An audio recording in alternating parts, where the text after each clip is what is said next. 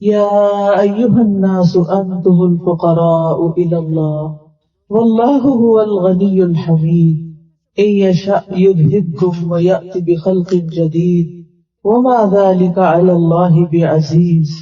اے لوگو، تم سب اللہ کے محتاج ہو اور اللہ بے نیاز تعریف والا ہے۔ اگر وہ چاہے تم سب کو لے جائے اور ایک نئی مخلوق پیدا کر دے، اور یہ اللہ پر کچھ بھی مشکل نہیں ہے۔ یہاں اللہ سبحانہ تعالیٰ تمام انسانوں کو خطاب کر رہے ہیں، ہر رنگ، ہر نسل، ہر زبان، ہر علاقے کے، غریب، امیر، چھوٹا بڑا، عورت مرد، بچہ بوڑھا، سب کے سب کو خطاب کر رہے ہیں۔ یا ایھا الناس، اے تمام انسانوں، کیا ہے؟ انتم الفقراء الی اللہ، تم سب اللہ کے محتاج ہو، تمہیں اللہ کی ضرورت ہے، اللہ کو تمہاری ضرورت نہیں ہے، وہ بے نیاز ہے۔ ایک اور جگہ پر آتا ہے لہو ملک السماوات والارض، اسی کے لیے آسمانوں اور زمین کی بادشاہت ہے۔ للہ ما فی السماوات وما فی الارض، آسمانوں میں جو کچھ ہے اور زمین میں جو کچھ ہے، ان سب چیزوں کا مالک اللہ ہی ہے۔ اسی نے پیدا کیا، وہی ان کو اون کرتا ہے، اور اسی کی طرف سب کو واپس جانا ہے۔ لہذا ہم انسان اپنی زندگی کی کسی بھی سٹیج پر ہوں، ہم ہر لحاظ سے اللہ کے محتاج ہوتے ہیں۔ ہمارے پاس کتنی بھی اچھی صحت ہو، کتنے بھی ہم طاقتور ہوں، کتنے بھی ہم مالدار ہوں، کتنے بھی ہمارے ریسورسز ہوں، لیکن الٹیمیٹلی ہم سب اسی کے محتاج ہیں، کیونکہ ہمارے پاس جو کچھ بھی ہے اسی کا دیا ہوا ہے، اسے کسی سے مانگنے کی ضرورت نہیں۔ لیکن ہم جب تک اللہ نہ دے کوئی چیز لے نہیں سکتے، کسی چیز کے مالک ہو نہیں سکتے۔ ہمارے پاس جس بھی چیز کی ملکیت ہے وہ بالکل عارضی ہے، وقتی ہے، تھوڑے دن کی ہے، تھوڑے ٹائم کی ہے۔ ہم جو بھی چیزیں اون کرتے ہیں وہ صرف اس وقت تک ہیں جب تک ہم زندہ ہیں۔ جب ہم فوت ہو جائیں گے تو سب چیزیں دوسروں کی ہو جائیں گی۔ اب جیسے عمر زیادہ ہوتی جا رہی ہے تو میں اکثر یہ بات سوچتی ہوں کہ ابھی تو میں مثلاً اپنے رنگ کو کہتی ہوں یہ میری رنگ ہے، یہ میری چوڑیاں ہے، یہ میرا کپڑا، یہ میرا گاؤن ہے، یہ میرا جوتا، یہ میرا میرا میرا، لیکن یہ صرف اس وقت تک میرا ہے جب تک میں زندہ ہوں۔ جب میں نہیں رہوں گی تو اس میں سے کچھ بھی میرا نہیں، یہ سب وارثوں کا ہے، پیچھے والوں کا ہے۔ ہمیں اگر اونرشپ دی بھی گئی ہے کچھ چیزوں کی تو ٹیمپریریلی، بہت تھوڑے دن کے لیے، بہت تھوڑے وقت کے لیے۔ ہم اپنی پچھلی زندگی کو سوچیں، دیکھیں، جتنے بھی سال ہمارے گزر گئے وہ کہاں ہیں؟ اس میں سے کون سی چیز ہمارے ہاتھ میں ہے؟ کوئی سال، کوئی وقت، کوئی دن، کوئی لمحہ، کچھ بھی تو نہیں۔ ہم تو اپنے وقت کے بھی مالک نہیں، اپنی زندگی کے بھی مالک نہیں۔ کس طرح یہ زندگی ہمارے ہاتھ سے نکلتی چلی جا رہی ہے، نکلتی چلی جا رہی ہے۔ ہم اس وقت کو روک نہیں سکتے، ہم اپنی عمر کو سٹاپ نہیں کر سکتے، کیونکہ اس کا اصل مالک تو اللہ ہے۔ ہم تو اسی کے پاس جانے والے ہیں، اسی نے ہمیں پیدا کیا، اسی کی طرف ہماری واپسی ہے، اور اسی کو ہم نے حساب دینا ہے۔ اور ہم بس اس زندگی میں گنے چنے دنوں کے لیے ہیں۔ کوئی اگر ہزاروں دن بھی جیے تو وہ 1000 دن بھی ختم ہو جائیں گے، وہ رکیں گے نہیں۔ لہٰذا جب آئے اس کی طرف سے ہے، واپس اس کی طرف جانا ہے، اور جب تک اس زندگی میں ہے ہم اسی کے محتاج ہیں، تو پھر ہمیں اسی کا بن کے رہنا چاہیے، اسی سے کنیکٹ کرنا چاہیے، اسی سے ہی اپنی تمام ضرورتیں اور حاجتیں مانگنی چاہیے، صرف اسی کو پکارنا چاہیے، اس کے علاوہ کسی اور کو نہیں، کیونکہ وہ دینے پر قادر ہے۔ لوگ ہر چیز کے مالک نہیں ہیں، اگر ہے بھی کسی چیز کے تو وہ بھی اصل اس کا مالک اللہ ہی ہے، وہ امانت کے طور پر چند دنوں کے لیے بس انسانوں کو ملا ہے، باقی تو سب اللہ کا ہے اور اسی کی طرف واپس جانا ہے۔ تو یا ایھا الناس انتم الفقراء الی اللہ۔ اب دیکھیے کہ جب ہم ماں کے پیٹ میں ہوتے ہیں تو ہم زندگی کے محتاج ہوتے ہیں۔ اگر اللہ نے زندگی دی تو ہم باہر آئے، وہاں پر ہمیں کس نے کھلایا، کس نے پلایا، کس نے ہمارے جسم کو گرو کیا، کس نے ہماری ہڈیاں بنائی، کس نے ہماری آنکھیں بنائی، کس نے ہمارے دل، جگر، گردے، یہ سب کچھ بنایا؟ وہ اللہ ہی تو ہے، ہم اسی کے محتاج ہیں۔ اگر وہ کوئی چیز نہ دے، ایک صرف آنکھوں کی روشنی نہ دے تو ہم کیا کر سکتے ہیں؟ اگر وہ ہمیں بولنے کی طاقت نہ دے تو ہم کیا کر سکتے ہیں؟ اگر ہمیں چلنے کی طاقت نہ دے تو ہم کیا کر سکتے ہیں؟ ہم کچھ بھی نہیں کر سکتے. اور آپ دیکھیے کہ بہت جگہ ایسی ہوتی ہیں جہاں انسانوں کا نہ مال کام آتا ہے نہ اولاد کام آتی ہے. دنیا میں بھی ہم اپنے مال سے اپنی صحت نہیں خرید سکتے, ہم مال سے خوشی نہیں خرید سکتے. ہم ملینئر بلینئر ہو سکتے ہیں لیکن اس میں سے ہم زیادہ سے زیادہ کتنا استعمال کر سکتے ہیں؟ یعنی اگر ہمارے پاس ملینز بھی ہیں تو ہم کتنا کھا سکتے ہیں, کتنا پہن سکتے ہیں, کتنا اوڑھ سکتے ہیں, کیا کر سکتے ہیں اس کا؟ اس میں بھی ہماری لمٹس ہیں. وہ بھی ہمارے لیے سب کچھ نہیں ہے, وہ بھی کچھ ہی حصہ ہمارا ہے, باقی تو اللہ ہی کا ہے. للہ میراث السماوات والارض, اللہ ہی کی وراثت ہے, میراث ہے آسمانوں اور زمین میں. لہذا ہم سب کو اپنی حیثیت پہچاننی چاہیے. پھر آپ دیکھیں کہ ایک بچہ جب ماں کے پیٹ سے باہر آ جاتا ہے تو وہ اپنے کھانے پینے میں محتاج ہوتا ہے, اپنے اٹھنے بیٹھنے میں محتاج ہوتا ہے, اپنی گندگی کی صفائی کے لیے ماں کا محتاج ہوتا ہے. اس وقت اگر اللہ ماں کے دل میں یہ محبت نہ ڈالے تو انسان کیا کر سکتا ہے؟ کتنے ہی بچے ایسے ہیں جن کے ماں باپ ان کی کیئر نہیں کرتے اور بعض اوقات کوڑے کے ڈھیر پر چھوڑ آتے.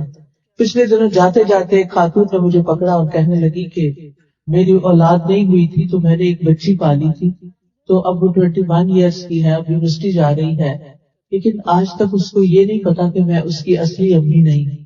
میں نے کہا تو آپ نے کیوں نہیں بتایا؟ آپ کو بتانا چاہیے تھا. آپ اس کے ماں باپ کا بھی بتا دیتی اور آپ اپنا بھی بتاتے کہ ہم نے آپ کو پالا ہے, تو اب آپ کے لیے مشکل نہیں ہوتی. اور اگر اس بچی کو اب پتا چلے گا تو اس کی مینٹل کنڈیشن کیا ہوگی؟ تو کہنے لگی کہ ہم کیسے بتاتے, ہم نے تو اس کو کوڑے کے ڈھیر سے اٹھایا تھا, جس نے اس کو پیدا کیا وہ چھوڑ کر چلا گیا, اگر ہم نہیں اٹھاتے تو کتے بلی کوئی کھا جاتا. تو آپ سوچئے کہ اگر اللہ دل میں نہیں ڈالے اور ماں باپ کے پاس اتنا نہیں ہو سنبھالنے کو, کیونکہ ایسے کئی لوگ ہوتے ہیں جو اپنے بچوں کو افورڈ ہی نہیں کر سکتے, اپنے بچوں کو پال نہیں سکتے, ان کو کھلا پلا نہیں سکتے, تو پھر وہ کسی اور کو دے دیتے ہیں. تو ہوتا تو بہت مشکل ہے, لیکن بہرحال اصل میں تو رزق کا انتظام کرنے والا اللہ ہی ہے. بچہ پیدا نہیں ہوتا تو ماں کے سینے میں اللہ تعالیٰ دودھ اتار دیتا ہے. یعنی اگر باہر سے کہیں بھی کوئی خوراک نہیں, اور اگر ہو بھی تو ہم اس کو روٹی نہیں کھلا سکتے, ہم اس کو بوٹی نہیں کھلا سکتے, ہم اس کو صرف دودھ ہی دے سکتے ہیں. اور اگر باہر کہیں دودھ نہ ہو تو اللہ نے ماں کے سینے میں دودھ اتارا ہے کہ ماں اس کو خود پلاتی ہے اور اس کے رزق کا بندوبست کیا. تو کون دینے والا ہے, کون اصل رازق ہے؟ اور پھر آپ دیکھیے کہ جو کچھ ہم کھاتے پیتے ہیں بڑے ہو کر بھی, یہ کون اگاتا ہے؟ اللہ ہی اگاتا ہے. ابھی دیکھیں بارش نہیں ہو رہی تھی تو ڈراؤٹ سا ہو رہا تھا, کیونکہ آپ بیج ڈال بھی دیں, بارش نہیں ہو تو اگیں گی کیسے؟ اور اگر فصلیں نہیں اگیں گی تو کھائیں گے کیسے؟ اور اگر اگے ہوئے درختوں کو اللہ جلا دے تو ہم کر کیا سکتے ہیں؟ کتنی جگہوں پر فائر لگی ہوئی ہے, ہم نہیں بجھا سکتے جب تک اللہ نہ بجھائے. تو اصل اختیار تو اللہ کا ہے. ٹھیک ہے, کچھ سکلز اللہ نے ہمیں سکھا دی, کچھ علم دے دیا, اس کی وجہ سے ہم نے اس کی دی ہوئی چیزوں کو کچھ اپنی مرضی کا بنا لیا. کچھ درختوں کو غذا دے دی, پودوں کو دے دی, تو وہ تھوڑے بڑے زیادہ ہو گئے, زیادہ پھل لے آئے, لیکن اصل میں اگایا تو اللہ ہی نے ہے. اس مٹی کے اندر وہ کس نے طاقت ڈالی ہے کہ وہ ہمارے لیے غذا پیدا کرے؟ کس نے گائے پیدا کی کہ وہ ہمارے لیے دودھ کا بندوبست کرے؟ اور اس کے پیٹ میں کون دودھ بناتا ہے؟ وہ تو چارہ کھاتی ہے. اور کس طرح ہمارے لیے دودھ بنتا ہے, اور کتنا ابنڈنس میں ہمارے لیے اویلیبل بھی ہے کہ ہم جتنا چاہیں خرید کے لے آتے ہیں, پیئیں یا نہ پیئیں, لیکن ہماری ضرورت کا. اور پھر اس کے جو بائی پروڈکٹس ہیں, چیز ہے, بٹر ہے, کریم ہے, کیا کچھ ہے, یوگرٹ ہے, بے شمار چیزیں ہم پھر اس سے بناتے ہیں اور انجوائے کرتے ہیں. یہ سب کچھ کس نے دیا ہمیں؟ یہ اللہ نے دیا. جس رب نے ہمیں اتنا کچھ دیا ہے, کیا پھر ہمارا فرض نہیں بنتا کہ ہم اسی رب کے گن گائیں, اسی رب کی تعریف کریں, اسی رب کے آگے جھک جائیں, اس کے آگے ہمبل ہو جائیں کہ جس نے ہمیں یہ ساری نعمتیں عطا کی, تو کیوں نہ ہم بھی پھر اس کے بن جائیں. اب دیکھیے کہ اس دنیا میں سب سے عظیم کام, سب سے امپورٹنٹ, سب سے اہم کام اپنے رب کو پہچاننا, اپنے رب کی معرفت حاصل کرنا کہ کون ہے جس نے ہمیں اتنے انعامات دیے ہیں, کون ہے جو ہم سے اتنا پیار کرتا ہے, کون ہے جو ہمارے گناہوں کو معاف کرتا چلا جاتا ہے اور ہماری نافرمانیوں کے باوجود بھی وہ ہمیں رزق دیے چلے جا رہا ہے؟ وہ ہمارا رب ہی تو ہے. وہ کون ہے؟ وہی جو ہمارا خالق ہے، وہی جو ہمارا مالک ہے، وہی جو ہمارا رازق ہے.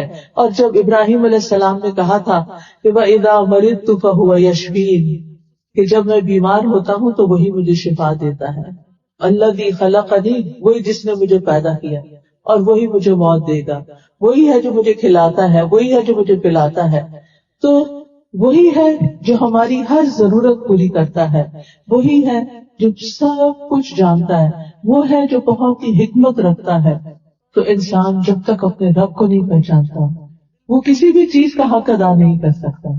جب وہ رب کو اپنے اصل مقام پہ دیکھتا ہے کہ رب بڑا ہے، وہی میرا معبود ہے، وہی میری عبادت کے لائق ہے، تو پھر انسان کسی اور کی طرف متوجہ نہیں ہوتا. مشکل یہ ہوئی کہ جن لوگوں نے رب کو نہیں پہچانا انہوں نے رب کو چھوڑ کر چاند، ستاروں، درختوں اور پھر پہاڑوں اور پتھروں اور بتوں کو اپنا رب بنا لیا، یا پھر اللہ کا بیٹا قرار دے دیا، یا اللہ کی اولاد بنا دی، جیسے مشرکین مکہ جو فرشتوں کو اللہ کی بیٹیاں قرار دیتے تھے. تو یہ سب غلطیاں کیوں ہوئی؟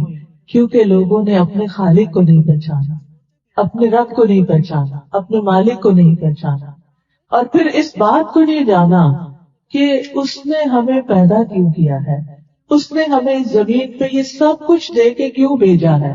کیا صرف کھانے پینے کے لیے بھیجا ہے؟ کیا صرف بچے پیدا کرنے کے لیے بھیجا ہے؟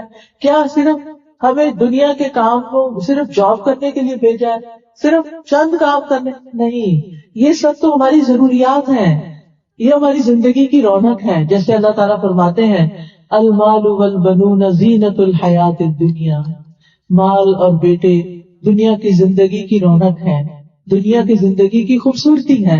یعنی مال ہونے سے، اولاد ہونے سے زندگی بیوٹیفل ہو جاتی ہے.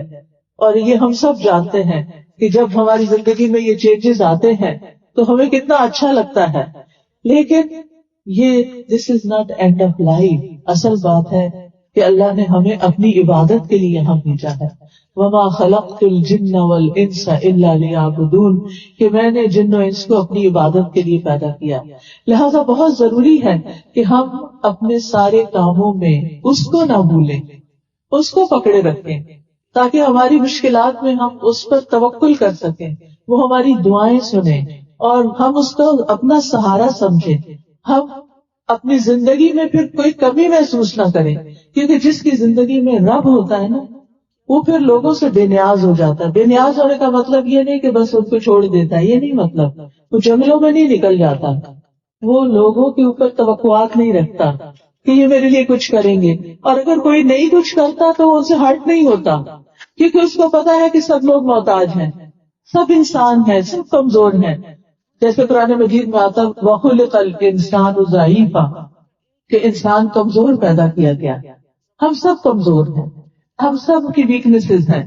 لہذا جب انسان اللہ کو پہچان لیتا ہے پھر وہ ہر چھوٹا بڑا کام اللہ کی خوشی کے لیے کرنا چاہتا ہے. وہ کسی کی کوئی کام آتا ہے، کسی کی خدمت کرتا ہے، کسی کو کھلاتا ہے پلاتا ہے. حتیٰ کہ اپنے گھر والوں کو بھی جب کھلاتے پلاتے ہیں تو وہ کیا سمجھتا ہے کہ میرے رب نے مجھے اس پر ریوارڈ دینا ہے، میرا رب مجھے اس پر ثواب دے گا، میرے رب نے مجھے اس رول میں رکھا ہے، ایک ماں کے رول میں، کہ میں اپنے بچوں کو کھلاؤں پلاؤں. اور پھر ایسی ماں اپنے بچوں پہ احسان نہیں جتاتی کہ میں تمہارے لیے یہ بھی کرتی ہوں اور وہ بھی کرتی ہوں. وہ ہر روز بچوں کو اس بات پہ نہیں ڈانٹ ڈپٹ کرتی، بلکہ وہ یہ سوچتی ہے کہ میں نے تو اپنے رب کے لیے کیا ہے اور میرا رب مجھے اس کی ضرور جزا دے گا. ماں ہونے کا درجہ باپ کے مقابلے میں بھی 3 گنا زیادہ ہے، کیونکہ وہ تکلیف اٹھا کے پیٹ میں رکھتی ہے، تکلیف اٹھا کے جنم دیتی ہے، تکلیف اٹھا کے دودھ پلاتی ہے، تکلیف اٹھا کے وہ اس کے سارے ناز نخرے برداشت کرتی ہے. لہذا ماں کا درجہ باپ کے مقابلے میں بھی 3 گنا زیادہ اللہ نے رکھا ہے.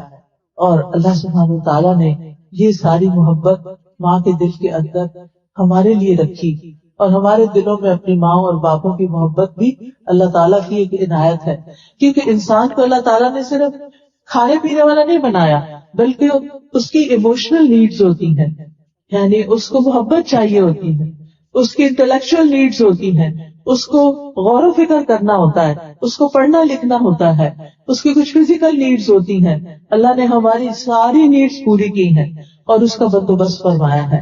لہذا یا ایھا الناس انتم الفقراء الی اللہ، کیونکہ جب اللہ تعالیٰ کہتے ہیں نا کہ تم میری عبادت کرو، میں نے تمہیں اپنی عبادت کے لیے پیدا کیا، تو ہم سمجھتے ہیں شاید اگر ہم نے اللہ کی عبادت نہ کی تو اللہ تعالیٰ کا کام نہیں کوئی چلے گا. جیسے ہم لوگوں کے بارے میں سمجھنا یہ ہوتا ہے کہ بعض اوقات ہم انسانوں کی مدد نہیں کرتے تو مشکلات میں پڑ جاتے ہیں. تو اللہ تعالیٰ ایسا نہیں ہے کہ اگر ہم عبادت نہیں کریں، نماز نہیں پڑھیں تو وہ کسی مشکل میں پڑ جائے. ہم نماز کس کے لیے پڑھتے ہیں؟ اپنے لیے پڑھتے ہیں. ہم روزہ کس کے لیے رکھتے ہیں؟ کسی پہ احسان ہے، صرف اپنے لیے رکھتے ہیں. ہم صدقہ خیرات کس لیے کرتے ہیں؟ اللہ کو ضرورت ہے ہمارے مال کی؟ نہیں، ہم تو انسانوں کے ہاتھ میں رکھ رہے ہوتے ہیں، کسی کاز کے لیے دے رہے ہوتے ہیں، اور کس خیال سے دے رہے ہوتے ہیں کہ اللہ تعالیٰ اس سے راضی ہو جائے اور اللہ تعالیٰ ہمیں اس پر اپنے ہاں اجر عطا کرے. اور اسی طرح جتنے بھی اور کام ہیں، مثلا ہم آنےسٹی سے کام لیتے ہیں، سچ بولتے ہیں، کسی کی بیک بائٹنگ نہیں کرتے، یا کسی کو تکلیف نہیں دیتے، کسی کو تانا نہیں دیتے، بدتمیزی نہیں کرتے، بد اخلاقی نہیں کرتے، تو یہ سب کچھ کس لیے کرتے ہیں؟ صرف اللہ کی رضا کے لیے. ہم بعض اوقات کسی کے ستانے پر بہت ضد چورے ہوتے ہیں، مگر ہم صبر کرتے ہیں، کنٹرول کرتے ہیں اور پھر اس کے ساتھ اچھا برتاؤ کرتے ہیں. تو کس کے لیے کرتے ہیں؟ اللہ کے لیے.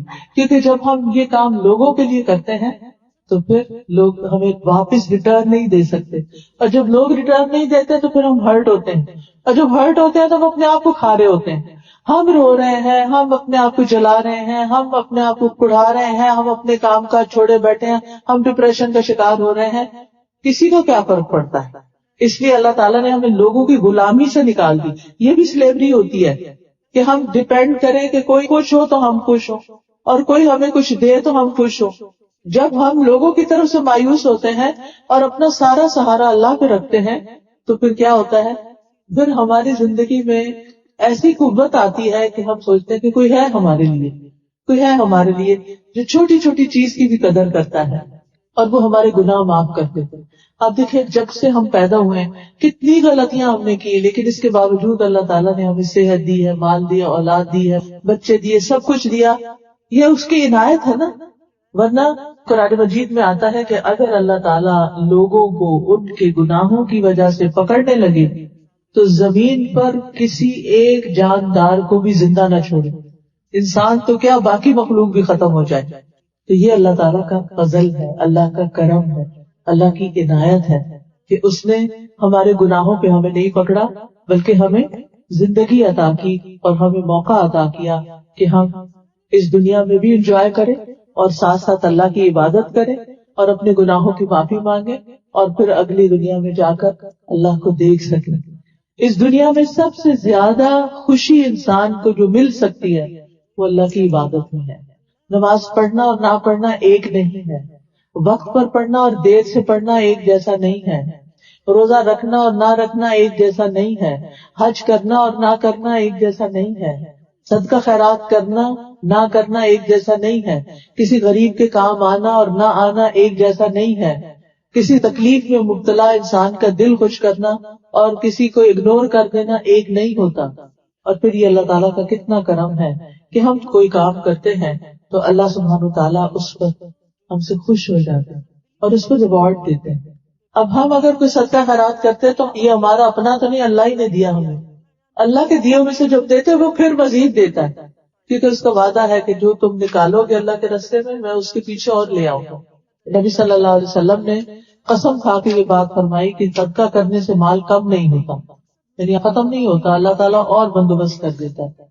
اور جب خالصتاً انسان اللہ کے لیے کرتا ہے تو اللہ سبحانہ تعالیٰ اس کو وہاں سے عطا کرتا ہے جہاں سے وہ سوچ بھی نہیں سکتا، جہاں اس کا دھیان بھی نہیں جاتا، جہاں اس کا خیال بھی نہیں آتا.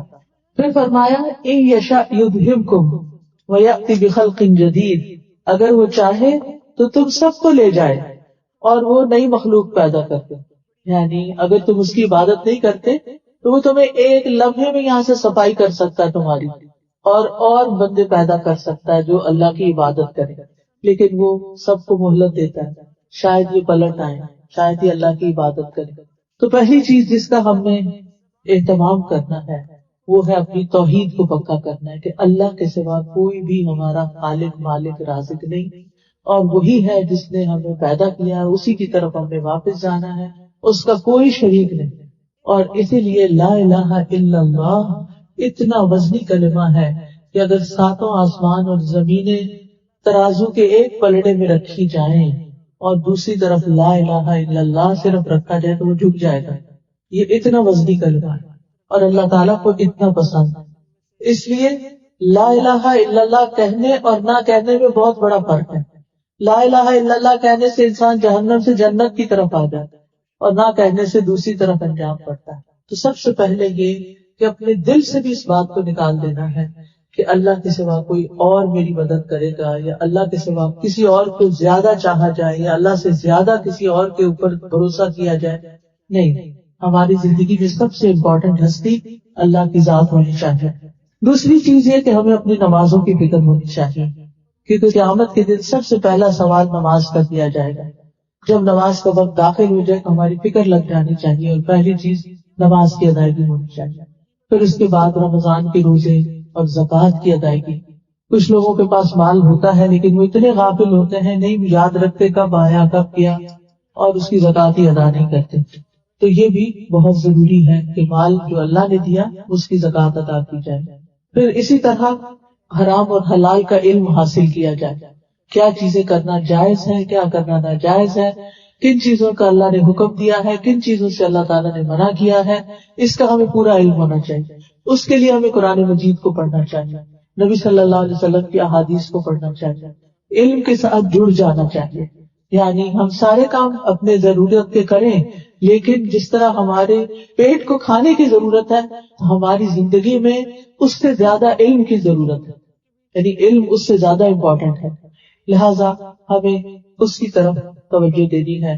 آپ بہنیں اپنی زندگی کا ہفتے میں 1 دن نکال لیں، 2 دن نکال لیں، باقاعدہ کورسز جوائن کریں، باقاعدہ قرآن کی صحیح تلاوت کرنا سیکھیں، صحیح ترجمہ یاد کریں، اس کے میننگ سمجھیں، اللہ تعالیٰ ہم سے کیا فرما رہا ہے، کیونکہ قیامت کے دن یہ کتاب ہماری سفارشی بنے گی، قبر کے اندر یہ کتاب روشنی بن کے آئے گی اور عذاب سے بچائے گی، یہ ہمارے لیے پروٹیکشن ہے، دنیا میں بھی، قبر میں بھی، آخرت میں بھی۔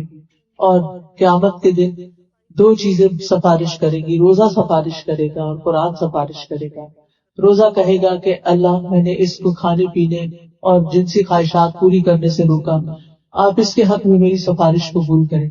اور قرآن سفارش کرے گا کہ اللہ اس نے مجھے رات اور دن پڑھا اور میری وجہ سے پیاسا رہا، یعنی پیاس بھی لگی پھر بھی اس نے پڑھنا نہیں چھوڑا، تو آپ میری سفارش اس کے حق میں قبول کریں۔ لیکن اگر ہم قرآن کی تلاوت ہی نہیں کرتے، اس کو سمجھتے ہی نہیں، اس کو پڑھتے ہی نہیں، تو آپ سوچئے اگر ہم نے قرآن کو چھوڑ دیا تو کیا قرآن پھر ہمیں نہیں چھوڑ دے گا؟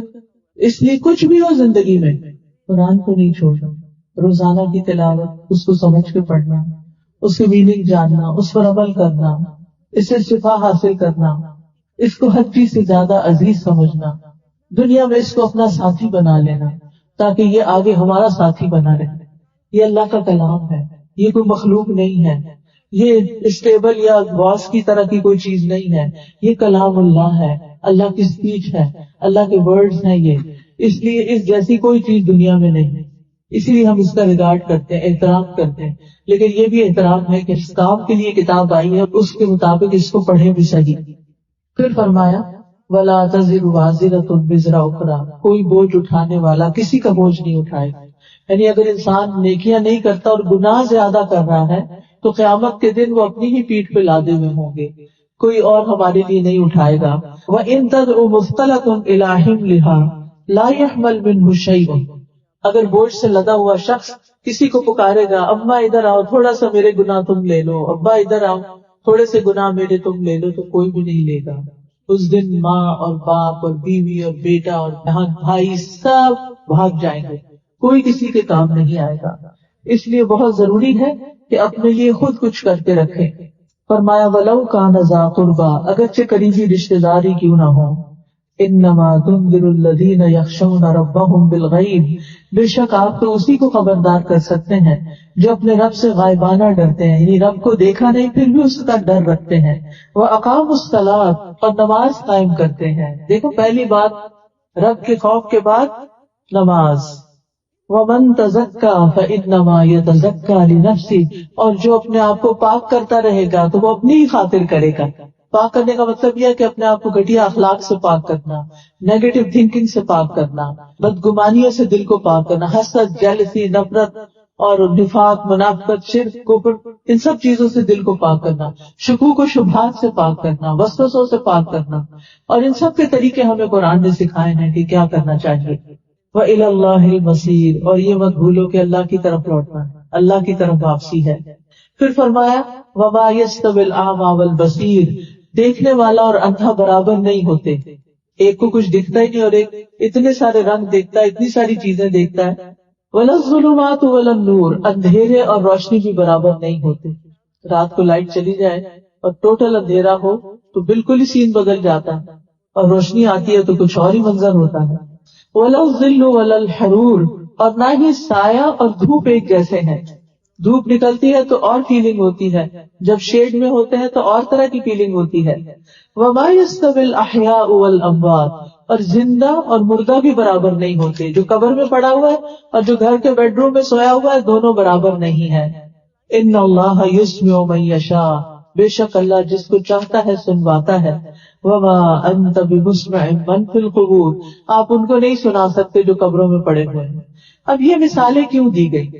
یعنی ایک دیکھتا اور ایک نہیں دیکھتا، یہ برابر نہیں۔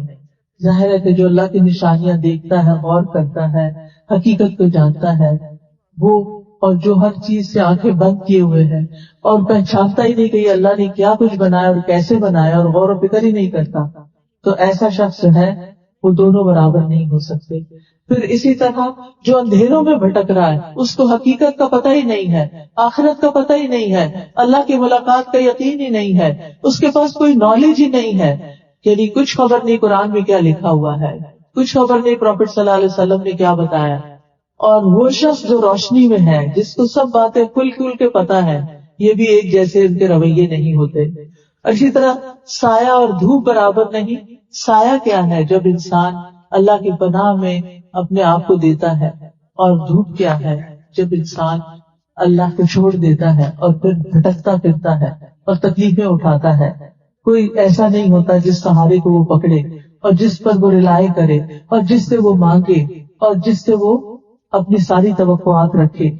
اور زندہ اور مردہ، زندہ وہ ہے جس کا دل زندہ ہے، مردہ وہ ہے جس کا دل مردہ ہو چکا ہے، دل سخت ہو چکا ہے۔ وہ اذان ہوتی ہے، سنتا ہے، لیکن نماز کے لیے اٹھتا ہی نہیں۔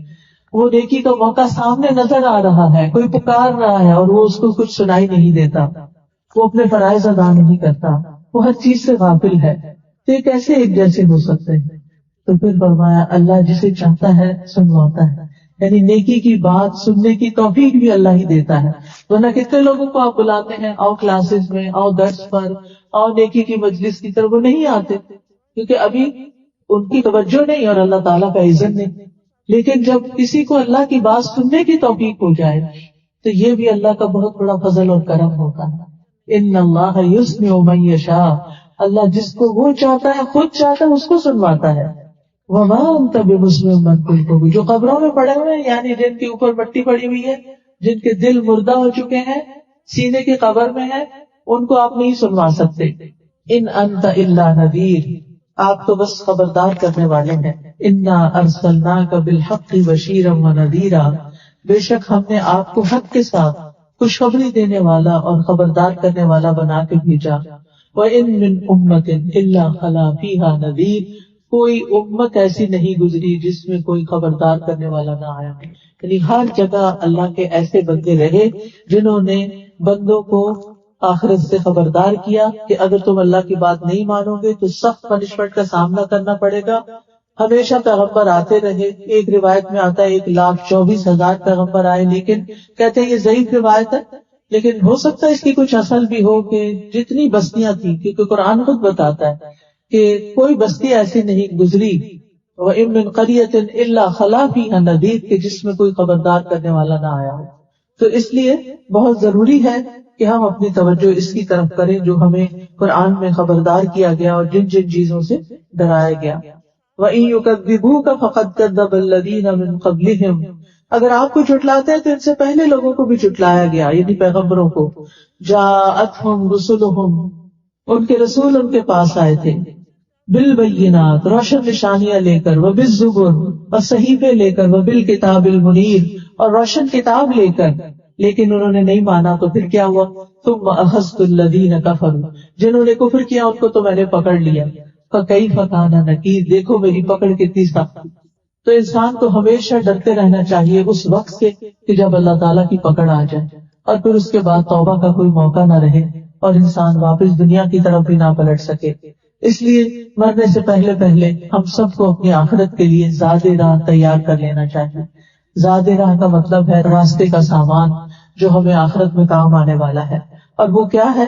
وہ آیت نمبر 29 میں بتایا گیا، ان الذین یتلون کتاب اللہ واقاموا الصلاۃ وانفقوا مما رزقناہم سرا وعلانیہ یرجون تجارۃ لن تبور، بے شک وہ لوگ جو اللہ کی کتاب کی تلاوت کرتے ہیں اور نماز قائم کرتے ہیں اور جو ہم نے ان کو رزق دیا اس میں سے کھلے اور چھپے خرچ کرتے ہیں، یہ ایسی تجارت، ایسے بزنس کی امید رکھتے ہیں جس میں نقصان ہے ہی نہیں.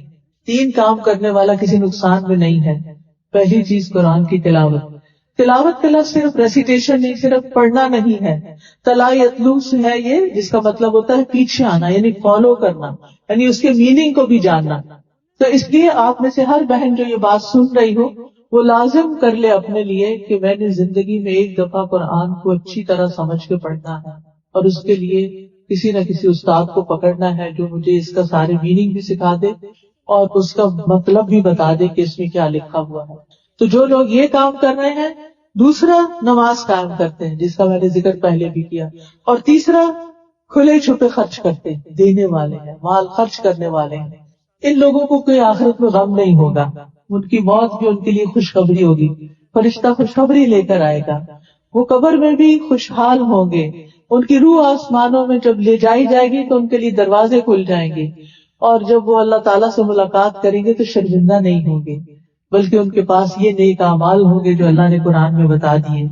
لیوفیہم اجورہم ویزیدہم من فضلہ، تاکہ انہیں ان کے اجر پورے پورے دے دے اور اپنے فضل سے ان کو زیادہ بھی دے دے.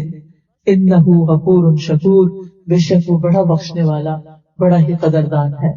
تو اس سے کیا پتہ چلتا ہے کہ اگر ہم یہ 3 کام باندھ لیتے ہیں تو انشاءاللہ اللہ کے فضل و کرم سے پھر آگے کی فکر نہیں. ایک خاتون مجھے ملی تو کہنے لگی کہ میرے دل پہ ہر وقت خوف رہتا ہے موت کا، کہ میں مر جاؤں گی، میرا کیا ہوگا. میں نے کہا یہ اچھی علامت ہے، آپ موت کی تیاری شروع کر دیں. جو چیزیں موت کے وقت کام آنی ہے، جو موت کے بعد کام آنی ہے، ان کو اکٹھا کرنا شروع کر دیں، ان کو جمع کریں. اور وہ طریقے اللہ نے بتا دیے. قرآن کو سمجھ کے پڑھنا، کیونکہ وہ گائیڈ کرتا جائے گا نا کیا کروں کیا نہیں کروں. اور نماز قائم کرنا، اپنی نمازوں کی پابندی، اور اس کو بھی طریقہ سیکھنا چاہیے. کچھ بہنیں ایسی ہیں کہ جو پجامے میں نماز پڑھ کے ٹخنے بھی ننگے ہو رہتے ہیں، اور اتنا ٹائٹ ہوتا ہے کہ وہ لگتا ہے ننگا کوئی کھڑا ہے، لگتا ہی نہیں کہ اس نے کوئی لباس پہنا ہو. تو اس لیے بہت ضروری ہے کہ اپنی نماز میں سطر ڈھکا ہوا ہو، وضو صحیح آتا ہو. پھر اسی طرح رکوع کیسے کرنا ہے، سجدہ کیسے کرنا ہے، یہ ساری چیزیں بھی سیکھنے سے تعلق رکھتی ہیں. اور یہ ہے کہ جب کچھ پڑھنا ہے نماز میں تو منہ سے بول کے پڑھنا ہے، چپ کر کے نہیں بیٹھے رہنا. تو اس لیے بہت ضروری ہے کہ ہم عبادت کے طریقے سیکھیں، کیونکہ بغیر سیکھے اگر ہم نے کام کیا تو وہ اللہ تعالیٰ کے یہاں قبول نہیں ہوگا. آپ دیکھیں کہ جب کسی کو آپ آرڈر پلیس کرتے ہیں، کسی کیک کا کرتے ہیں، امیزون سے کچھ منگاتے ہیں، اور اگر آپ کی بتائی ہوئی ڈسکرپشن کے مطابق چیز نہ آئے تو آپ کیا کرتے ہیں؟ ریجیکٹ کر دیتے، واپس کر دیتے، ہمیں نہیں چاہیے، آپ نے غلط کیا. تو اسی طرح جب اللہ تعالیٰ نے ہمیں سب کچھ پیغمبر علیہ السلام کے ذریعے بتا دیا کہ کیسے کوئی کام کرنا ہے، اور ہم نے وہ نہیں کیا تو وہ عمل قبول نہیں ہوگی. اور خاص طور پر دین میں نئے نئے نکالی ہوئی چیزیں، بدعات وغیرہ، وہ قبول نہیں ہوگی. تو اس لیے بہت ضروری ہے کہ وَمَن تَزَكَّىٰ فَإِنَّمَا يَتَزَكَّىٰ لِنَفْسِهِ، جو تزکیہ اختیار کرتا ہے اپنے لیے کرتا ہے. تو ہم نے کیا کرنا ہے؟ اپنے لیے یہ ساری محنت کرنی ہے تاکہ ہمارا انجام اچھا ہو. وآخر دعوانا ان الحمد للہ رب العالمین. چلیے اب دعا کر لیتے ہیں. سبحان اللہ والحمد للہ ولا الہ الا اللہ واللہ اکبر ولا حول ولا قوة الا باللہ العلی العظیم. اللہم صل علی محمد وعلی آل محمد کما صلیت علی ابراہیم وعلی آل ابراہیم انک حمید مجید. اللہم بارک علی محمد وعلی آل محمد کما بارکت علی ابراہیم وعلی آل ابراہیم انک حمید مجید. ربنا آتنا فی الدنیا حسنۃ وفی الآخرۃ حسنۃ وقنا عذاب النار.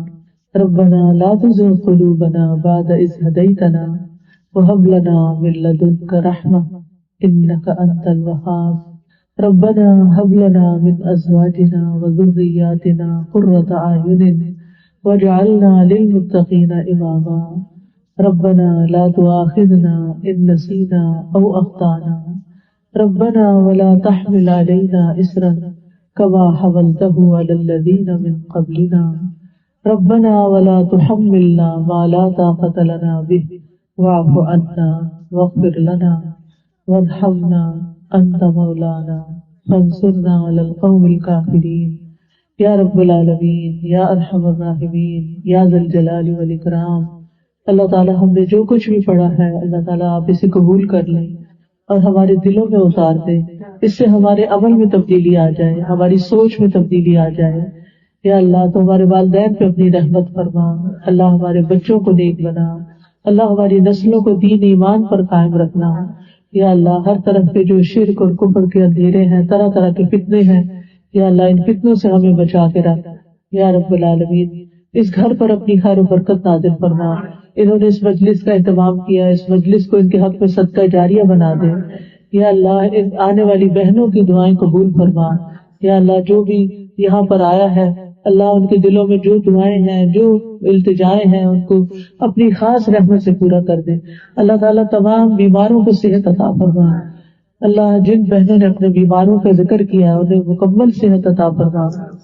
یا اللہ تو ہمیں اپنے قرآن کو پڑھتے رہنے کی توفیق عطا فرما. یہ قرآن زندگی میں بھی ہمارا ساتھی ہو، مرتے دم تک ہمارا ساتھی ہو، ہماری قبر میں بھی ہمارے لیے روشنی کا ذریعہ ہو اور ہماری آخرت میں بھی ہمارا سفارشی ہو.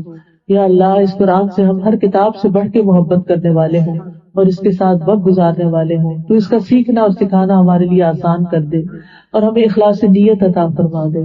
یا اللہ جو لوگ مالی پریشانیوں میں ان کی پریشانی دور فرما، انہیں رزق حلال عطا فرما. یا رب العالمین تو ہمارے گناہوں کو معاف کر دے اور ہمیں اپنا پسندیدہ بندہ بنا لے. اللہم وفقنا لما تحب و ترضا. اللہ ہمیں ان کاموں کی توفیق دے جن سے تو راضی ہو جائے. اللہ ہمیں اپنی زندگی کے ایک ایک دن میں اچھے کاموں کی توفیق عطا فرما. ربنا تقبل منا انک انت السمیع العلیم وتب علینا انک انت التواب الرحیم. وصلی اللہ تعالی علی خیر خلقہ محمد وعلی آلہ واصحابہ واہل بیتہ اجمعین برحمتک یا ارحم الراحمین. الہی آمین.